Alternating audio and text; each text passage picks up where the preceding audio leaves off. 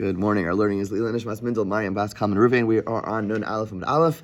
We are going to, God willing, finish the fourth parak today. So, Loki Som Bod Yom. The Mishnah says on Nun Aleph Amud Aleph, a person did not cover the pot with insulation when it was still day. Again, let's just review quickly. There are two halachos. A person's not allowed to before Shabbos. You could insulate only with things that do not increase heat. But you still, even before Shabbos, you can't insulate with things that increase heat.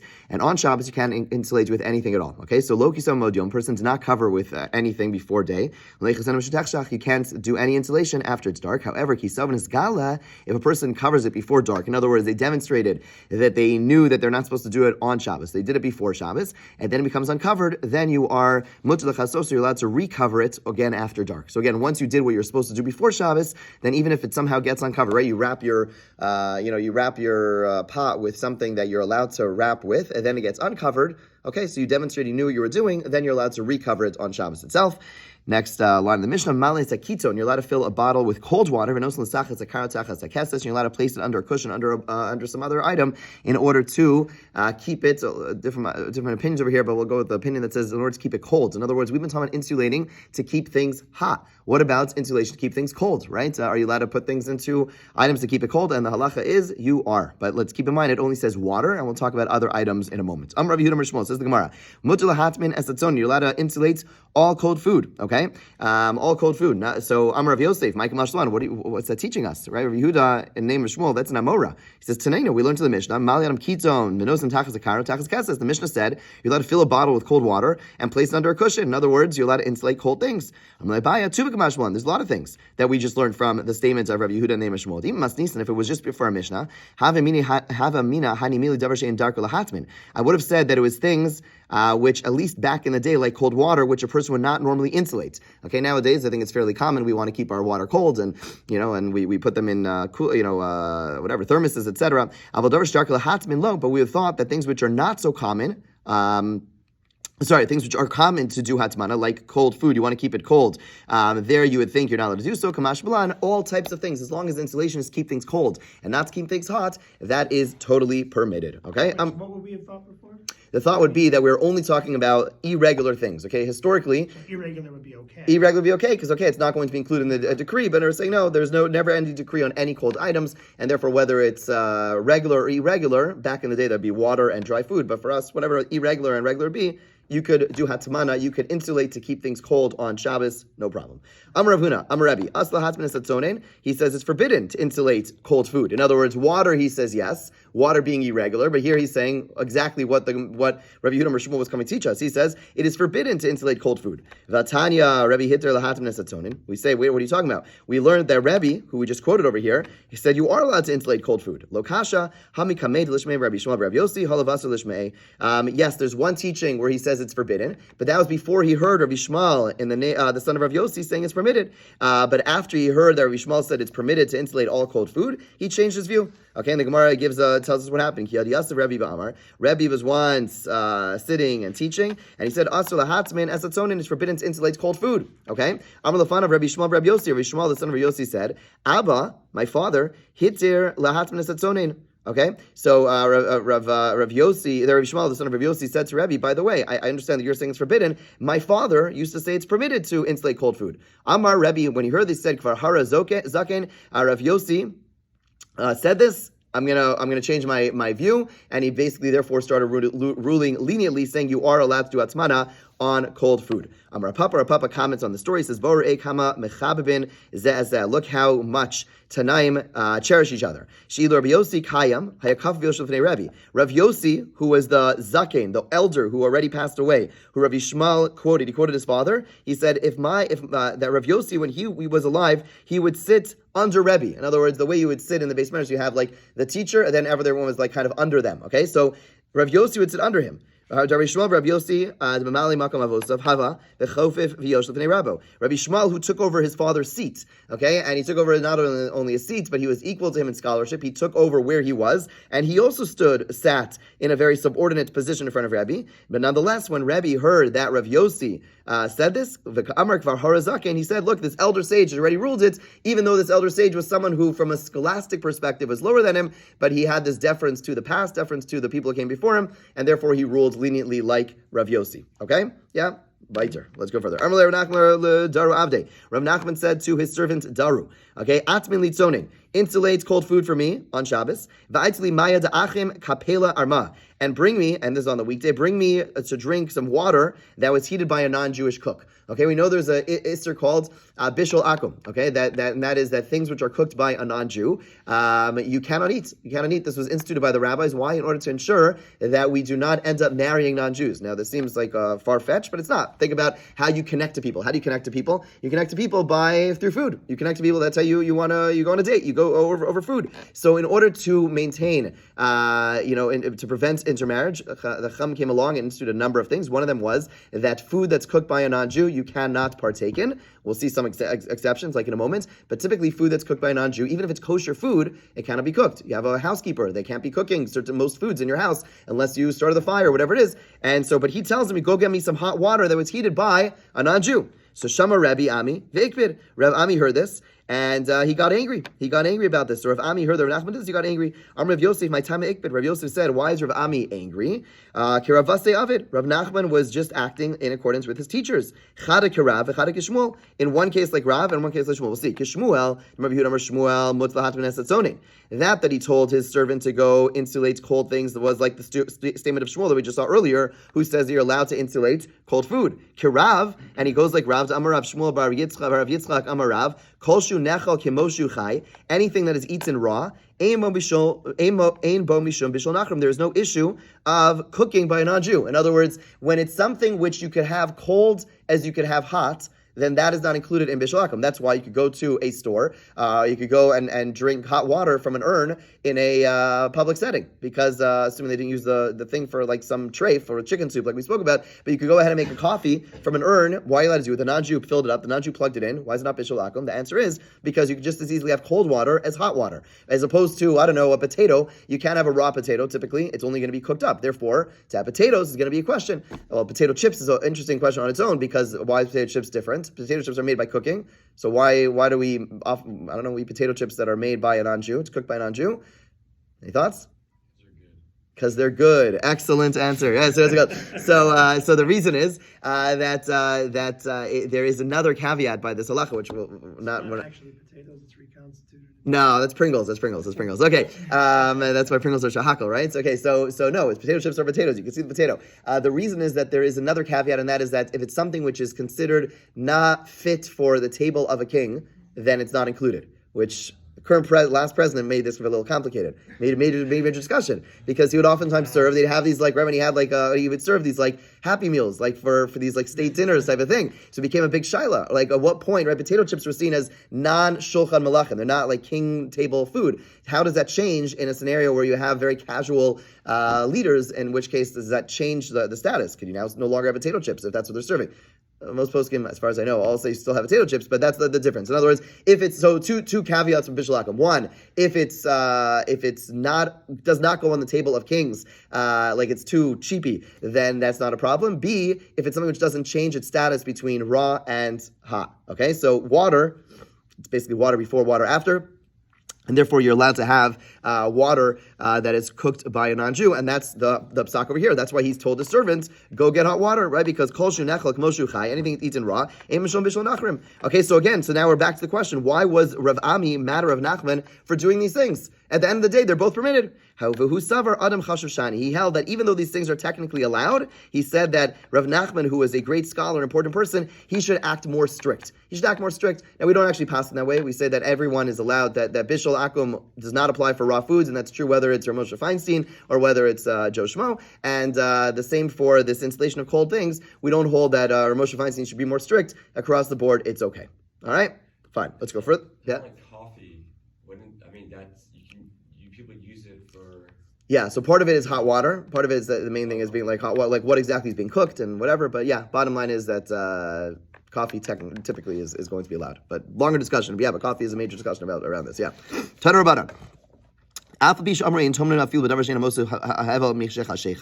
Even though we said that we're not allowed to insulate after Shabbos with anything, right? After Shabbos, if you take your pot of chicken soup off the fire and you want to insulate it with I don't know, pick a substance which does not make heat whatsoever, you still can't do it. And balahosif mosif, if you already did hatmana, let's say you took something off the fire and before Shabbos, and you did hatmana, and then you want to add another layer of hatmana, right? So basically, you have chicken soup, and before Shabbos, you took a towel and you put it around the chicken soup, and then you're like, you know what? Everyone's taking a while to come home from shul. I'm going to take another towel and put it around it. Bala hostif mosif. Once I did one level of hatmana, I could add hatmana to it. Okay, Kate said who? So how do you do this?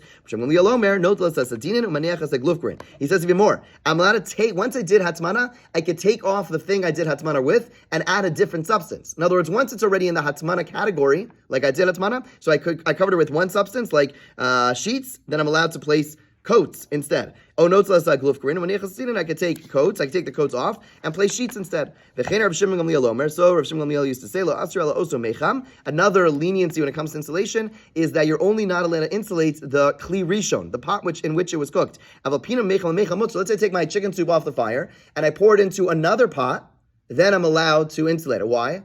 Even on Shabbos? Even on Shabbos. Why? Because it's not the clear rishon anymore. And therefore. It's not the time anymore. Okay, let's say a little bit better. Yeah, you're all on the right track. Let's do the next line of the Gemara. Hashtag kuri kam makula, artuche kam mitzachla. What's the whole reason you can't do atmana on Yom Tov, on Shabbos? What's the reason? The reason is, if I'm doing it, I might say, oh, wait, I'm going to change the heat. Exactly. I say, oh, I'm coming to keep it warm. Like, oh my gosh, it's getting cold. Put it back on the fire, start warming it up. But if I'm by going in this direction of coolness, by putting it into a second kli, like you all said, I'm not concerned at that point that I'm going to go put it in kli sheni, do atmana like, oh, it's getting cold. Of course it's getting cold. You put it in a kli sheni. We're not going to be so concerned. So being a kli sheni, we're not going to be concerned about hatmana. Okay? It's strange that you would switch it into a kli sheni and then you would insulate it. That's good for the point. That's precisely the point. That's precisely the point. We're saying, you're asking a practical question. Why would someone do that? Well, right. I mean, because Okay. you're Okay. Yeah, good question. Because you're cooling it and then you're. That's your question on a story. That's your question on a story. But if you did it, the point is that once that happens, then then that's exactly the point. So you're making the exact point, same point as the Gemara. Right. Taman v'chisa b'davar anitel b'Shabbos. Let's say a person insulated with something that is non-muktzah, something allowed to be moved on Shabbos. Oh, taman b'davar she'eno nitel b'Shabbos v'chisa b'davar nitel b'Shabbos. Or you did atmana with around it with something that cannot be moved on Shabbos, but you covered it with something non-muktzah. Harizeh notel machzor. You can take the pot out and replace it. In other words, the fact that on the sides it's surrounded by muktzah items, that's not a problem, as long as the cover, which you're moving, is covered with non-muktzah items. However, taman v'chisa b'davar she'eino nitel b'Shabbos, let's say you insulated and covered it with something that is muktzah, or shetaman b'davar nitel b'Shabbos v'chisa b'davar she'eino nitel b'Shabbos, or you insulated with something that is non-muktzah, but you covered it with something that is muktzah, im hayem agula miksaso notel machzor. As long as a part of it is uncovered, then you could take from that part and uncover it. So your typical example, let's say you insulated all around with something which is muktzah, but the handle for the pot is uncovered. You just pick it up and you can move it. Why? Because, this is what we spoke about yesterday. We paskin that you're allowed to move muktzah in an indirect fashion. So even though the pot is covered, right? My pot is covered with muktzah items, but I have a cover over here. All I'm touching is the cover, the handle rather, and all the muktzah items fall off. That's fine, because I'm moving the muktzah items in an indirect fashion, and the thing that I'm touching and moving directly is non-muktzah. Okay. However, but if nothing is uncovered, if the whole thing is covered with the muktzah, imagine I stuck my pot into a installation thing, and it's covered top to bottom, all around it is covered with muktzah. I'm stuck in a notel machzor. I can't move that item on Shabbos. I have no way of getting my food out. Okay.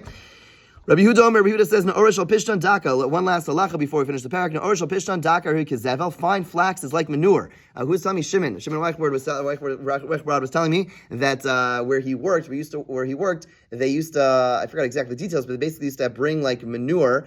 And they would, like across the street, not in his office, but across the street, and you would see like the steam coming off of the manure. Manure is something which really, really packs heat. It's going to be very hot, even like hours and hours and hours and hours and hours later.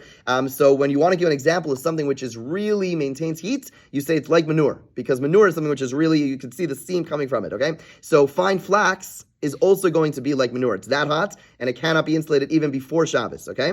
A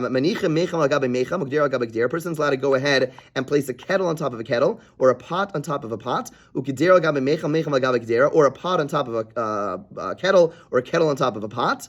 Okay, what this means is that you could go ahead and on Shabbos you have one pot that is insulated, and you could go ahead and place another pot of a hot on top of it. Okay, v'tach es piach Pia bibatzik, you're allowed to seal the vessel's mouth, meaning the opening with dough. Velo b'shvil sheyechem, not in order to heat up the dough. Ela b'shvil sheyu mishumarim, in order to keep the food inside warm. You're allowed to place a little bit of dough there. Okay, that's okay. Okay, shem shein tomen etzachamin.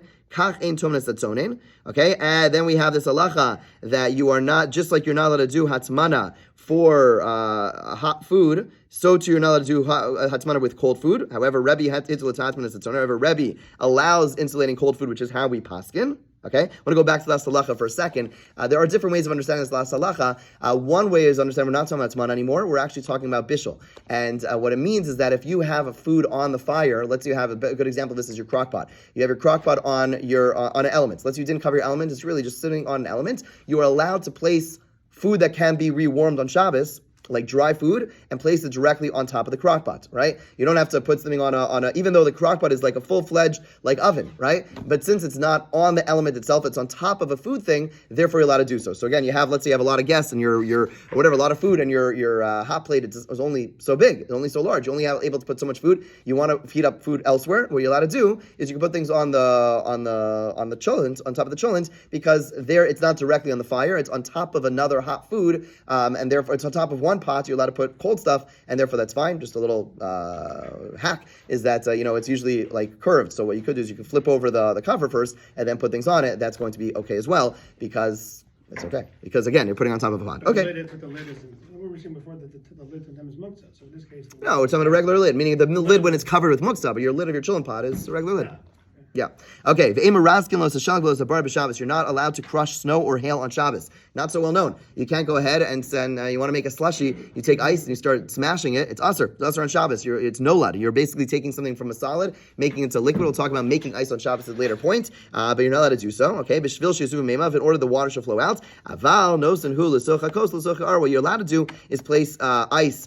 Snow, hail into a cup of liquid, therefore there's no problem over there when it melts into the liquid itself. So the postscript actually say, ideally a person should just place plain ice into a cup and allows the ice to melt. What you should, like people sometimes do, they're very hot, so you place ice in a cup, you're just drinking ice. That many postscripts say that's problematic, questionable. Some say you can't even drink the liquid once it starts melting. What you should do is place it into water, and then when it melts into the water, that's not an issue, that's not your problem. But to do so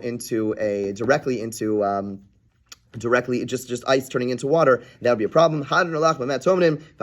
We just finished the fourth parak. We'll pick up the fifth parak tomorrow, and we are now at day 99, not 100. Okay, so let's learn a little Rav Dessler before we call it a day.